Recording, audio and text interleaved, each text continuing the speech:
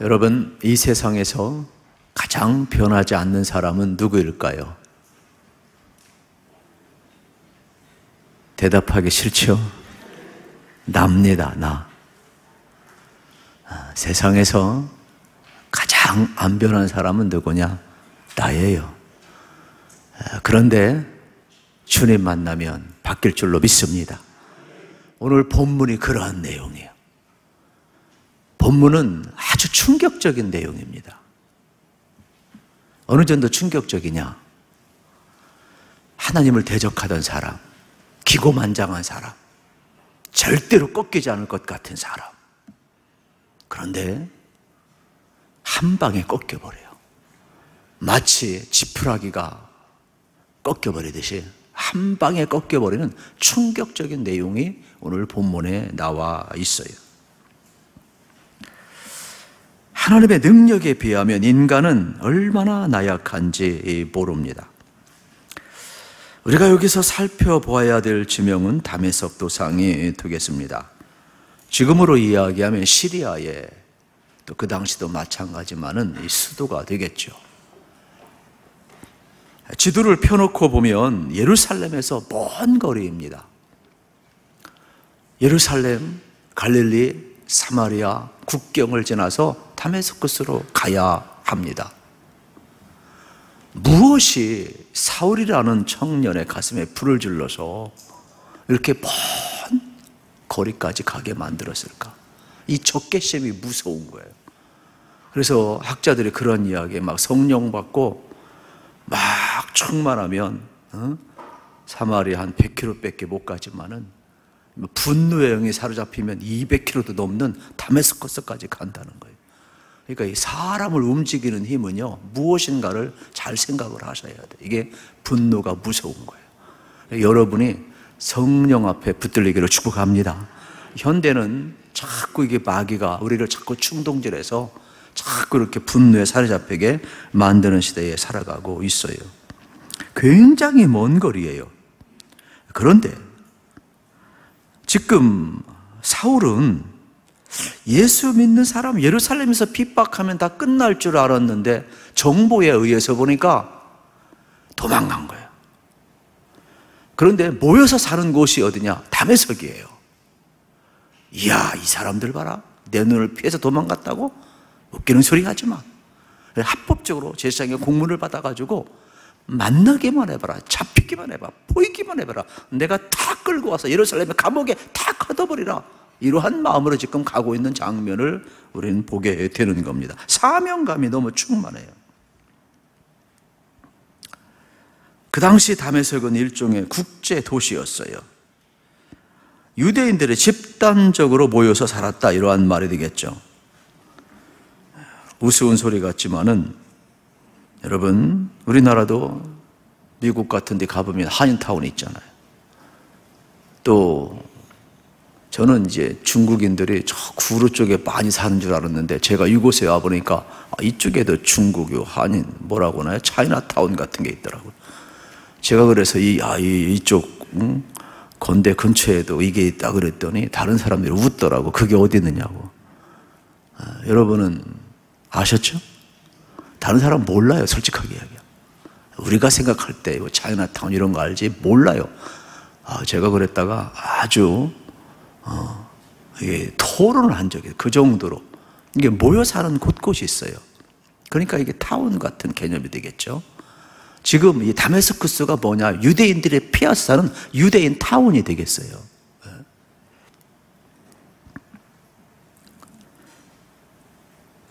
거기에 공문을 가지고 지금 그리스도인들을 잡고자 하는 사울의 불타는, 어떻게 보면 분노에 탄 모습을 이제 보게 되는 겁니다.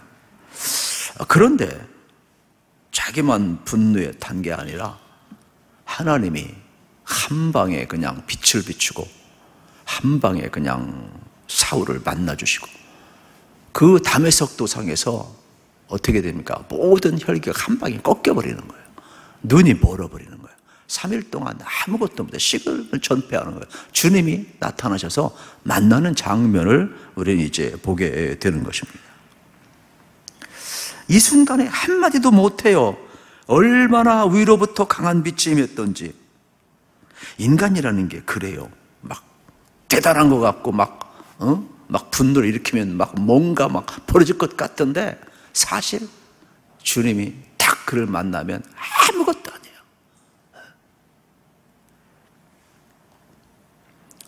어쩌면은 이렇게 사울이 한순간 꺾일까 할 정도로 여러분, 우리는 놀라운 변화를 보게 되는 겁니다. 그래서 다메섹 동에서 주님을 만나죠. 여러분, 회심이 뭐냐? 이런 거예요. 오늘 용어를 조금 여러분 잘 선정하고 들으셔야 되겠어요. 왜냐하면 우리는 중생, 거듭남, 회심, 변화 다 같은 개념으로 쓰는데 사실은 다 달라요. 이 회심은 영어로 컨버터라고 이야기하는데 가다가 돌아선다는 말이 되겠습니다. 그러면 좀 쉽게 이야기를 하면 바울이 언제 중생이 일어났느냐 말하기 어려워요. 회심이 언제 일어나느냐 조금 이해할 수 있어요. 담에서 도닥이 일어났다 이야기할 수 있어요. 그러나 진정한 회개와 중생 또 여러분 회심 또 변화는 같은 선상에서 놓지만 엄밀한 의미에서는 전부 다 다른 단어라는 것을 기억을 하셔야 되겠어요. 어쩌면은 사울에게는 동시에 일어났는지도 모르지요. 그래서 이 사울에게 일어난 회심은 철저하게 마음의 변화이며 내적인 변화이며 삶과 인격의 변화까지 이어지고 있음을 발견하게 되는 겁니다. 이 문제를 우리가 좀 해결하기 위해서 한 조직신학자의 이야기를 여러분에게 좀 소개하겠습니다. 여러분 잘 모르시는 분이지만 우리 이제 학자들, 목사들은 다 아는 분들인데 이 볼코프라는 신학자가 있어요. 여기에서 회심에 대해서 몇 가지를 이야기해요. 첫째는 이 국가적인 회심이 있다라고 이야기를 해요. 국가적인 회심. 예를 들면 이런 거예요. 이스라엘 공동체는 악한 왕만 있는 게 아니라 선한 왕이 나도 요시아가 등장해, 히스기야가 등장해요. 그러면 종교개혁을 일으켜요. 그래서 민족적으로 전부 다 회심을 해요. 그런데 히스기야 왕이 죽고 그의 아들 누가 태어나요? 악한 왕 므낫세가 태어나요. 므낫세. 이게 또 참 이상한 겁니다. 그러다 보니까 어떻게 해요? 갑자기 이스라엘 민족이 어제까지 회개하고 하나님 섬겼는데 왕이 등장을 하니까 전부 다 어떻게 돼요? 우상 앞에 또 가요. 그러면 조금 전까지 일어났던 히스기야 왕의 민족적인 회개는 뭡니까? 국가적인 회개는 뭐냔 말이에요. 그래 이런 걸 가리켜서 이제 국가적인 회심이라 이야기를 하면 발견하게 되는 겁니다. 물론 이 중에도 개인적인 회심이 일어나서 하나님을 끝까지 섬긴 사람도 있을 거예요. 그러나 일반적으로 볼 때는 이런 것은 비상적인 회심, 거짓된 회심. 우리가 볼 때는 막 군대에서 막 세례주고 진중 세례주면은 다 예수 믿는 것 같지만 거짓된 회심이 많거든요.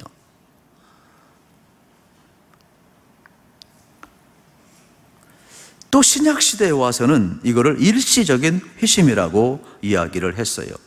마태복음 13장에 보면 예수님의 씨 뿌리는 비유가 나오는데 이 중에 돌짝밭 비유가 나옴을 보게 됩니다. 일시적인 회심이에요. 분명히 회심했는데 다시금 타락하는 장면을 보게 됩니다. 바울도 디모데전서 1장 19절 20절에서 이렇게 이야기합니다. 어떤 사람은 믿음과 착한 양심을 가졌으나 후메네오와 알렉산더 같은 사람은 믿음과 양심을 속였다. 그리고 믿음이 파손되어 버리고 드디어 세상에 빠져버렸다. 이렇게 이야기합니다. 후메네오와 알렉산더 분명히 회심했어요. 그런데 나중에 보면 세상이 좋아서 세상으로 갔더라. 이렇게 나오는 장면을 보게 됩니다. 히브리서 6장 4절 또 6절에 보아도 이러한 내용이 나와 있어요. 한 번 빛을 받고 하늘의 은사를 맛보고 성령에 참여한 바 되고 하나님의 선한 말씀과 내세의 능력을 맛보고도 타락한 자들은 다시 새롭게 하여 회개할 것이 없나니 이는 그들의 하나님의 아들들을 다시 십자가에 못 박아 드러내놓고 욕되게 함이라. 이야기하는 장면을 이제 보게 되는 겁니다. 분명히 은혜는 받았어요. 분명히 회심을 했어요. 그런데 그러한 사람도 우리가 이해하지 못하지만은 타락한다, 이러한 내용이 되겠죠. 그런데 문제는 뭐냐면 이러한 것을 이제 일시적인 회심이라고 이야기를 하지만 가룟 유다 같은 케이스도 이와 비슷하다고 보는 거예요. 처음부터 가룟 유다가 나쁘다고 보는 것은 잘못입니다, 여러분. 적어도 예수님을 따라갔다면 어느 한 부분에서는 예수님을 메시아로 본 거예요. 적어도 그가 예수님의 어떤 한 부분을 보며 매력을 느꼈기 때문에 예수님을 따라다니는 것 아니겠어요? 나름대로 확신이 있었어요. 그러나 나중에는 마귀의 역사로 끝나버리는 것을 보게 되는 겁니다. 그래서 성경은 뭐라고 이야기하느냐?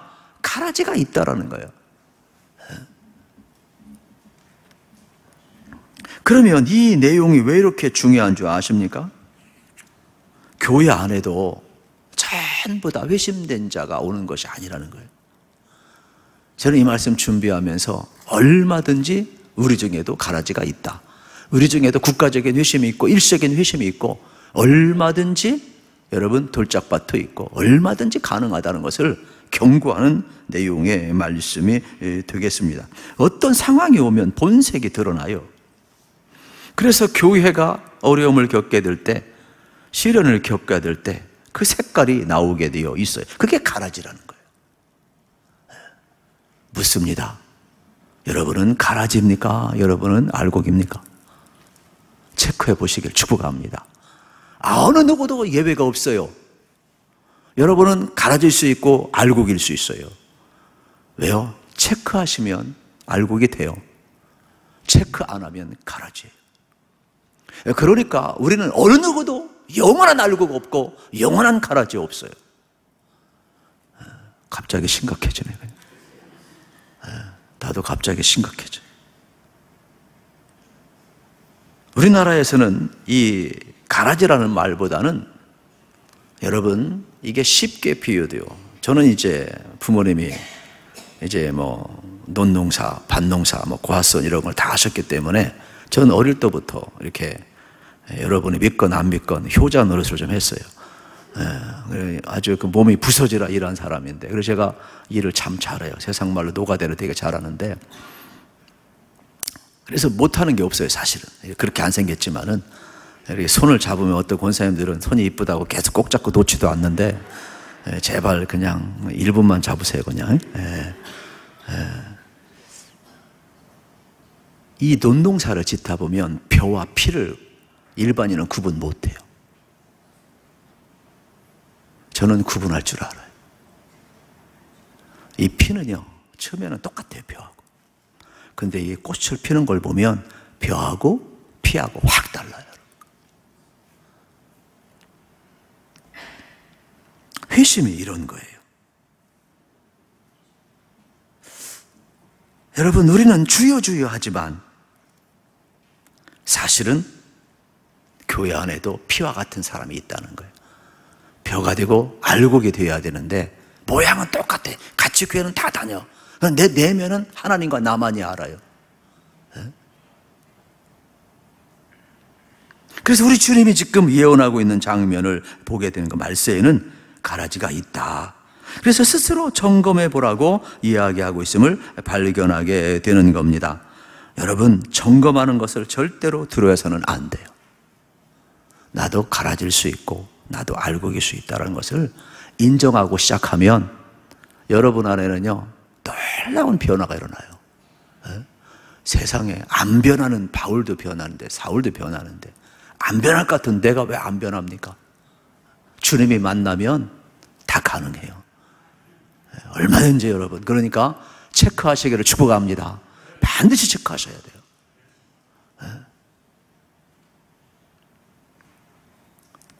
내가 하나님의 자녀인가 매 순간 체크하셔야 돼요. 왜냐하면 내가 교회를 오래 다녔어도 다른 사람이 볼 때에 바른 것 같아도 하나님과 나 사이에 겸손과 진신이 결여되면 우리는 얼마든지 가라지가 된다라는 거예요. 그런데 가라지 같은 우리 인생인데도, 도라지 같은 우리의 인생인데도 우리에게 주님이 찾아오시고 주님의 사랑과 진실이 부음받으면 얼마든지 변화되고 의심될 수 있는 거예요. 그래서 우리 속에 물어야 돼요. 지금 진실이 있는가? 주의 사랑이 있는가? 이것이 사라지면 우리는 반드시 가라지가 되는 거예요. 그러나 버러지 같은 우리의 인생이라 할지라도 주님이 찾아오시면, 주님의 진실이 부음받으면 회심되는 거예요. 얼마든지 바뀌는 거예요. 그러니까 나에 의해서 좌우되는 것이 아니라 엄밀한 의미에서는 내 안에 주님의 진실이 부음받느냐, 주의 사랑이 부음받느냐가 더 중요함을 발견하게 되는 것이죠. 그러니까 주님 만나야 해결되지, 안 만나면 해결 안 되는 겁니다, 여러분. 나로부터 해결될 건 아무것도 없어요. 그러나 주님이 찾아오시면 우리 인생은 완전히 바뀐다는 것을 여러분 믿으셔야 되겠어요. 그래서 바울은 이렇게 이야기합니다. 너희는 두려움으로 구원을 이루라. 구원받은 확신도 중요하지만, 여러분, 내가 중생받고 하나님 자녀가 된 확신도 중요하지만 잘못하면 그게요 아주 무서운, 마귀도 확신을 하거든요. 무서운 겁니다, 여러분. 그래서 우리는 끝까지 주님의 사람으로 남으려면 방법이 없어요. 하나님과 나 사이에 진실이 있기를 우리 주님의 이름으로 축복합니다.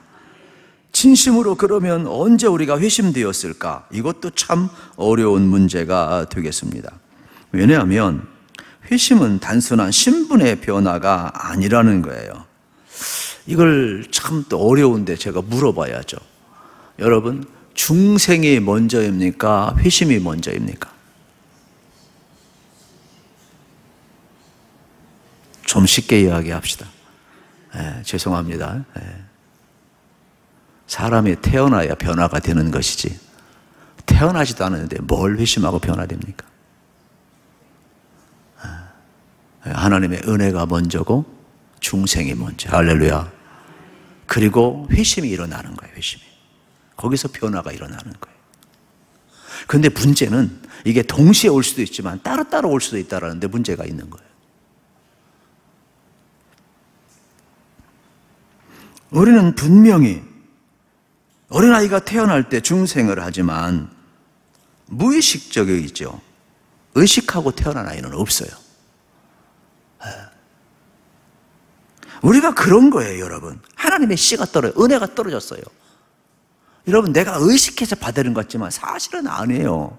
어느 때 내가 은혜 받았는지 몰라요. 어느 때 하나님의 씨가 떨어졌는지 몰라요. 어느 때 내가 살다 보니까 교회 다니고 있고, 살다 보니까 예수 믿고 있고, 살다 보니까 내가 은혜 받았고, 그게 무슨 뭐 구원파처럼 몇 날 몇시 막 쪽집기처럼 찍어야 신령한 줄 아는데 완전히 그건 이단이에요.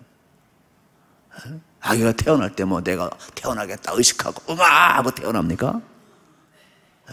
왜 그런 데에 쏙 넘어가는지 모르겠어요.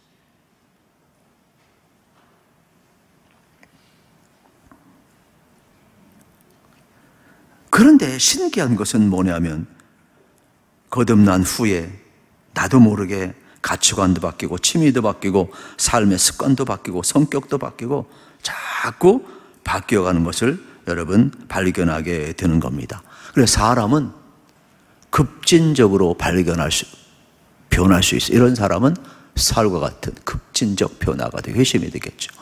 그러나 일반인들은 그렇지 않아요, 여러분. 평범한 변화, 일상에 노멀한 변화가 있다는 것을 여러분 알으셔야 되겠어요. 우리도 마찬가지가 되겠죠. 언제 변화가 올지 모릅니다. 그러므로 여러분 너무 이런 사울처럼 급진적인 변화에 너무 매력을 느끼지 마시고, 언제 일어날지 모르지만은 이미 중생도 일어났고 회심도 일어났고 주님 닮아가고 있고 내 생활도 내 가치관도 내 삶의 방향도 취미도 모든 것이 바뀌어가는 것을 경험하는 일반적인 변화에 감사하시기를 축복합니다. 정말로 중요한 거예요. 그런데 교회를 다녔는데도 가치관도 안 바뀌고 취미도 안 바뀌고 세상 보는 눈도 안 바뀌고 그러면 회심이 안 된 거죠. 점점 세월이 흘러갈수록 우리는 기억을 해야 됩니다. 여러분, 이게 씨가 밭에 떨어지면 자라나게 되어 있어요. 하나님의 은혜가 여러분 속에 떨어지고 하나님의 복음의 씨가 떨어지고 생명의 씨가 하나님의 DNA가 들어갔기 때문에 여러분 어떻게 돼요? 이미 생명이 자라나는 거예요. 하나님의 생명이 자라나는 거예요. 이걸 중생이라고 이야기하는 거예요. 그때는요, 당연히 모든 생명에는 여러분 변화가 일어나게 되어 있음을 발견하게 되는 것입니다. 그러니까 거듭남은 하나님의 은혜지만, 알겠습니까? 성령의 역사로 우리가 예수님을 영접하고 여러분 우리가 거듭나서 구원받았지만 진짜 예수님의 여러분 사람으로 변화되는 이 성품은 내가 동의를 해야 돼요. 내가 딱 버티고 있으면 하나님이 찾아와서 아무리 여러분을 구원하고 변화시키려고 해도 느려요. 안 돼요. 그래서 오죽했으면 막 문 밖에 서서 막 두드린다고 이야기했을까? 여러분 생각해 보세요. 회심이 주님이 찾아왔어요. 다메섹 도상에서 빛을 비추었어요. 정오의 빛보다도 더 강력한 빛의 음성이 들려왔어요. 그때 사울은 고꾸라졌어요. 3일간 아무것도 못 봤어요. 3일간 얼마나 고통스러웠겠어요. 생각을 한번 해보세요. 그냥 우리는 3일간 식음을 전폐했다 이렇게 생각하지만 3일간 사울은 얼마나 내적인 갈등이 있겠어요. 자기는 분명히 구약적인 개념을 가지고 지금 살고 있단 말이에요. 아직 메시아가 안 왔다고 생각하고 있단 말이에요. 그래서 나는 그걸 목숨을 걸었기 때문에 여태까지 예수 믿는 사람은 핍박해 왔단 말이에요. 그런데 이날은 부활하신 주님이 나타나고 내가 핍박하던 그 예수가 나타나서 내가 메시아다, 네가 핍박하는 예수라고 이야기하는데 결단 내려야 될 거 아니에요. 동의해야 될 거 아니에요. 얼마나 갈등, 이 3일간 얼마나 고통스러웠는지 몰라요. 신앙의 회심이 컨버트라는 건요, 다시 돌아간다는 생각을 바꾼다, 삶을 바꾸다, 가던 모든 패턴을 바꾼다. 되게 고통스러운 거예요. 너무 여러분들이 중생 은혜에 대해서 하나님이 막 전적으로 주니까 가볍게 생각하는데 아니에요. 내 삶의 이 중생의 은혜를 받고 회심 컨버트를 하려면은 이렇게 고통스러운 거예요. 내가 붙들고 있던 이 구약의 메시아관을 붙들고 살 것인지, 아니면 지금 내게 다가오신 예수 그리스도를 붙들고 내려놓고 여기에 동의하며 주님을 따를 것인지 고통스러운 거예요. 신앙생활은요, 이 과정이 없이는 절대로 이 컨버트가 안 되는 거예요.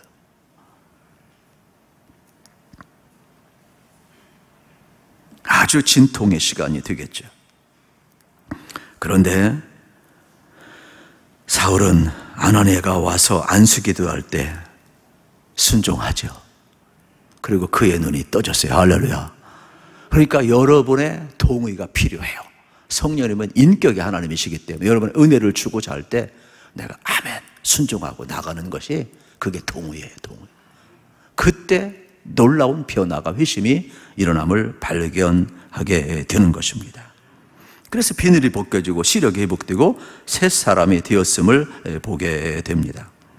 하나님께서 오늘도 마찬가지 우리에게 은혜를 주시고 변화를 시키려고 해도 끝까지 버팅기면, 여러분이 동의 안 하면 여러분의 변화의 속도는 거의 없어요.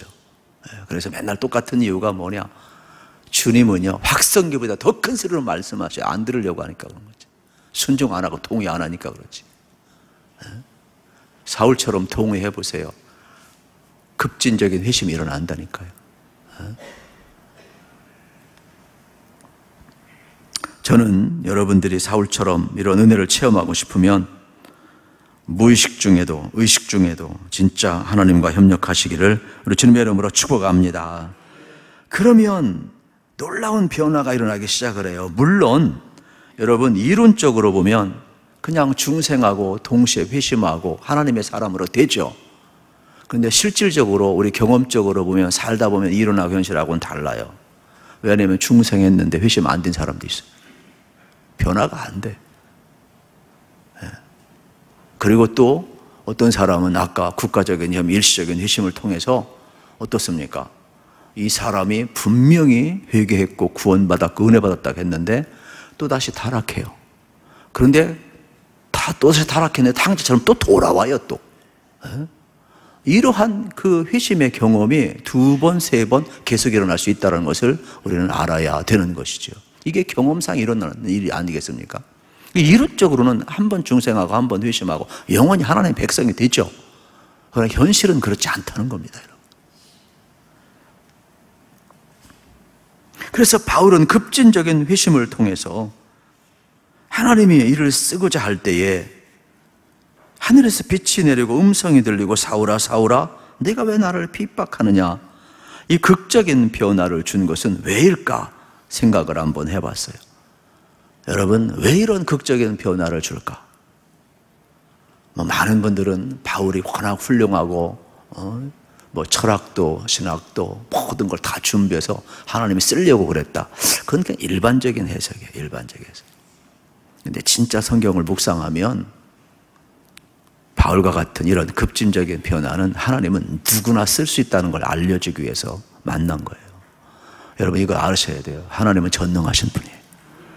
하나님은 누구든지 만나주시고 받고 쓸 수 있는 전능하신 분임을 깨달으시길 축복합니다.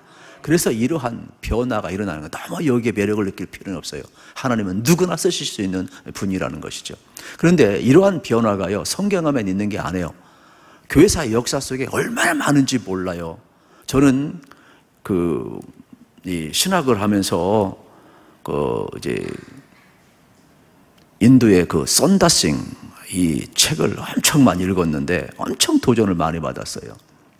이 사람도 바울하고 똑같이 회심을 해요. 이분은 이제 16세 때까지 우리가 보통 그냥 이렇게 힌두교라고 그러는데 힌두교가 아니고 어떻게 보면 뭐라고 해야 될까요? 시크 교도라고 그럴까요? 이 시크 교도는 이런 거예요. 힌두교하고 이슬람하고 어떻게 보게 되면은 이 힌두교하고 짬뽕된 급진적인 힌두교가 되겠죠. 그들이 볼 때는 기분 나쁠지 모르지만은 학문적으로는 그래요. 그래서 이 시크 교도들은 이슬람 플러스 힌두교 플러스 그래서 급진적인 힌두교가 되겠죠. 그러다 보니까 예수 믿는 사람이 너무 미워.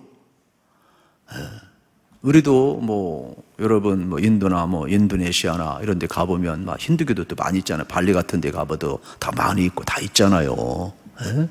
이들은 소도 안 먹어요. 여러분, 소고기 먹는 거 감사하세요. 그냥 엉뚱한 것 같지 아무것도 아닌 것 같지만 우리가 복음 안에 사는 게 얼마나 참 복인지 몰라요. 근데 얼마나 급진적인 그러한 시크교도였냐면은 예수 믿는 사람을 사울처럼 똑같이 핍박했어요. 그것도 16세인데 힌두교 리더가 된 거예요. 그러니까 그 중에 아주 탁월한 사람이 되겠죠. 근데 아무리 힌두교 방식으로 기도하고 기독교를 핍박을 해도 마음에 평화가 없어요. 이게 너무 괴로운 거예요. 그래서 이 구도자로 돌아서게 되는데 그가 이렇게 이야기해요. 진짜 내가 핍박하는 예수님이 살아계시다면 좀 내게 보여주세요. 내게 좀 말씀해 주세요. 그러면 내가 여기서 확 돌아서겠습니다. 심지어는 어디까지 하면 극단적으로 만약에 주님이 안 나타난다면 나는 오는 철길에 내 목을 내놓고 나는 그냥 두둥강나 죽겠습니다. 철길이 오는데 3시간 후에 주님이 안 오면 안 됩니다. 그런데 용기가 없어가지고 철길에 목을 내놓지는 못해요. 그런데 이런 일을 반복을 해요. 극단적으로 너무 괴로우니까 핍박하면서도 괴로운 거예요. 그래서 힌두교 방식으로 자기 방에서 기도하고 있는데 똑같이 방에 환한 빛이 비쳐요. 똑같이 음성을 들려요. 썬다싱을 향하여서. 그래가지고 똑같이 네가 왜 나를 핍박하느냐, 나는 핍박하는 예수라 이야기를 해요. 그래서 썬다싱이 그냥 그 자리에서 고꾸라져 버리는 거예요. 그래가지고 그가 완전 이제 바뀌게 되거든요. 그래서 그 힌두교인 그곳에서 복음을 얼마나 많이 전했는지 몰라요. 그리고 그가 유명하게 된 이유는 이 사건을 경험하고 나서 미국하고 유럽으로 간증을 다녔어요. 간증을. 그러면서 한 2년 이상 간증 집회를 하니까 세계적인 인물이 되어버린 거예요. 세계적인 인물이 되어버린 거예요. 그리고 나서 이제 40세에 티베트로 들어가요. 그리고 그부터는 역사 기록이 없어요. 순교한 거로 많은 사람들은 생각을 하고 있죠. 그래서 이러한 대부분 티베트 족속들, 또 다음에 이 선다싱, 이 싱크, 이게 뭐 싱가포르 딱 이런 같은 족속들이거든요. 공부를 해보면은 이게요, 오늘날도 있잖아요. 여러분 얼마 전에 뉴스 봤죠? 저는 왜 그런 게 보이나 모르겠어요. 이 필리핀에서 진짜 주님의 모습이 이렇게 구름 가운데, 형상 가운데 텔레비에서 다 보여주더라고. 봤잖아요. 제가 두 번째 얘기하는데. 안 봤어요? 오늘날도 일어난다니까. 그 이슬람권에서도 있잖아요. 지금 선교사님들 지금 많이 와 계시거든요. 또 들어가고 왔다 갔다 하는데, 나는 어쨌든 목회자이다 보니까 많은 분들을 만나요. 근데 이슬람권에서도 그게 나타나요. 극단적으로 핍박도 심하고 막 하지만은 직접 주님이 나타나가지고 환상을 보이고 직접 말씀하며 너는 구원받아야 된다, 너는 회개해야 된다, 너는 내가 택하였다, 나는 예수다, 이런 걸 직접 보여주고 말을 한대요. 그래가지고 확 뒤집어져가지고 지금 이슬람교들은 이란도 마찬가지고 있잖아요. 얼마나 많은 사람들이 예수 믿는지 몰라요. 우리는 지금 너무 은혜 시대에 살고 있잖아요.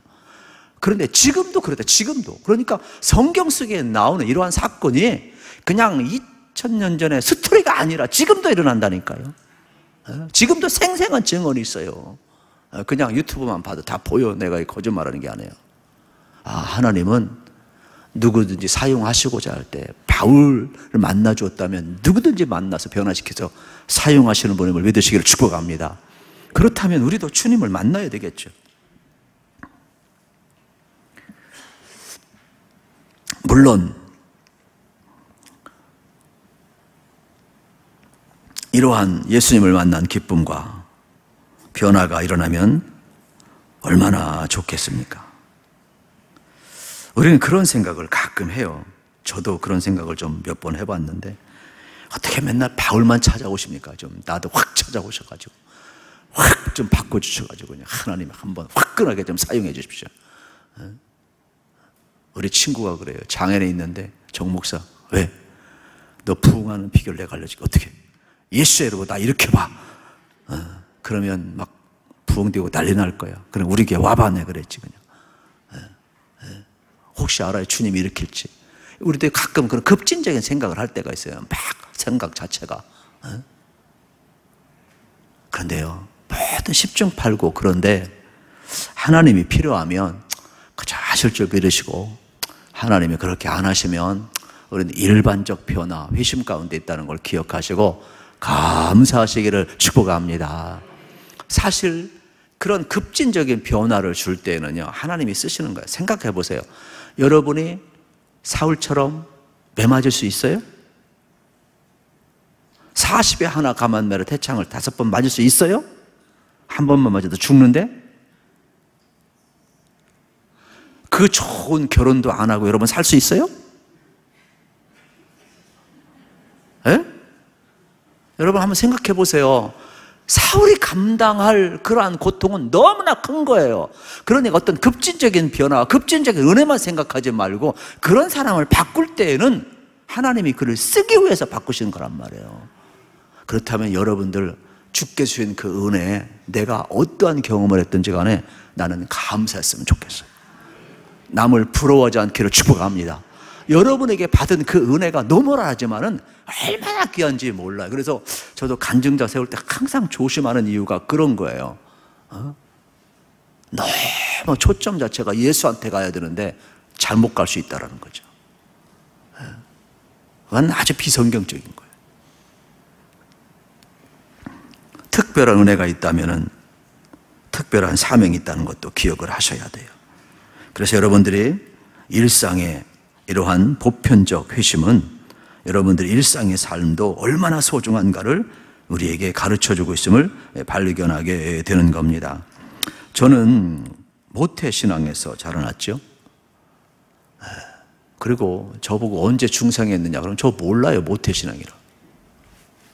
언제 회심했느냐 잘 몰라요, 여러분.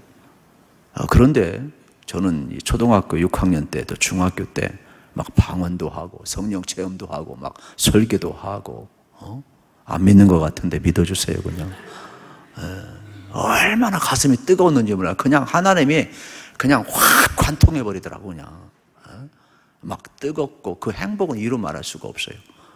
그런데 지금은 그런 행복 없어요. 사역하기 바쁘고. 그러면은 하나님이 나 버리신 겁니까? 그러면 내가 타락한 겁니까?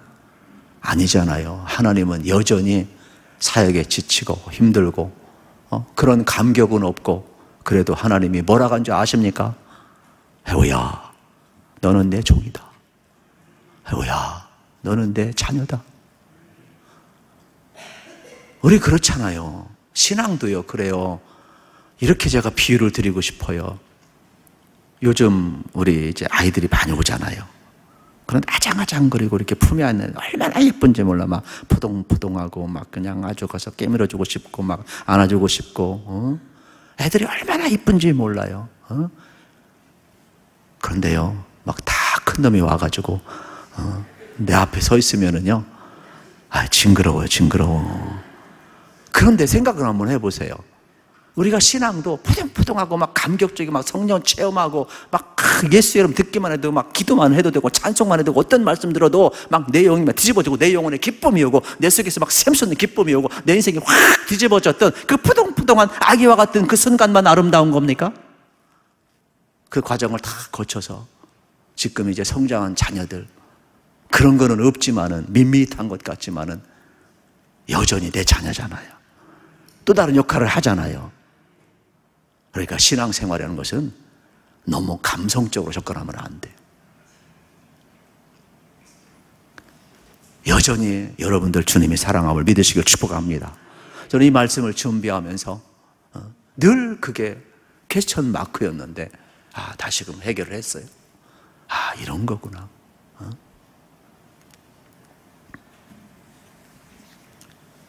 그렇다면 오늘 우리 주변에 또 우리 자녀들이 어떠한 과정을 겪고 있는가를 잘 기억하셨으면 참 좋겠다, 이런 생각을 해봅니다. 왜냐하면 어느 순간 하나님이 우리와 우리 자녀들을 뒤집을지 몰라요. 여러분 꼭 기억하셔서 이러한 급진적인 변화, 또 일상적인 변화, 그런데 사실은 또 다른 변화가 하나 있어요. 회심이 있어요. 컨버트가 있는데 그건 뭐냐?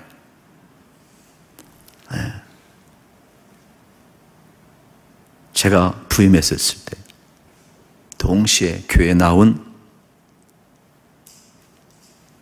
30대 사람이 있었어요. 근데 그가 와서 나에게 이렇게 고백했어요. 목사님, 나는 방황도 했고 어릴 때 다녔었고 지금은 안 다니다가 너무 마음에 이끌려서 왔는데 목사님하고 똑같이 신앙께 왔습니다. 다시 왔습니다. 근데 그날 저는 불받았습니다. 이제부터 나 예수 믿겠습니다.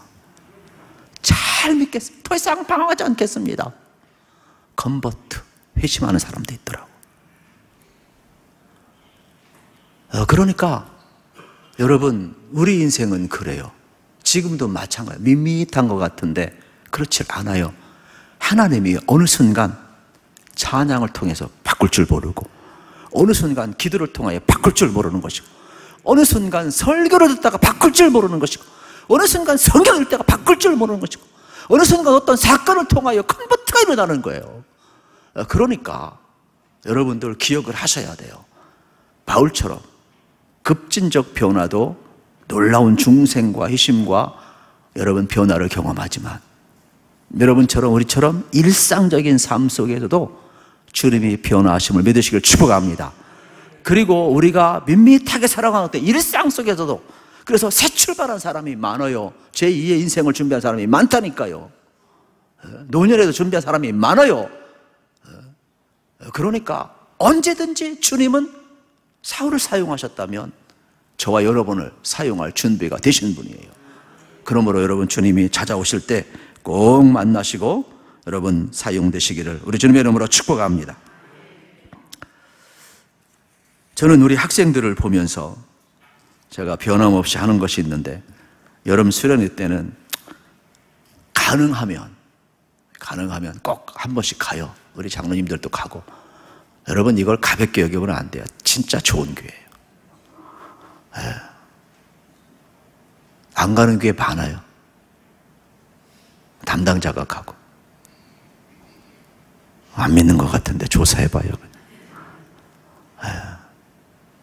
어느 목사님이 와서, 자기 평생 소원이 담임 목사님이 와서 자기 부서 축복교대 좀 좋겠다는데 안 온대.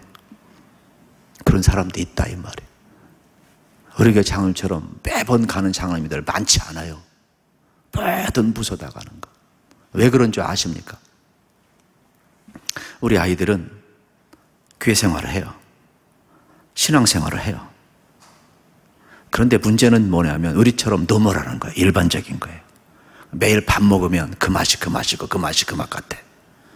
근데 아이들은 학교 성경, 학교 성적에 목숨을 걸어.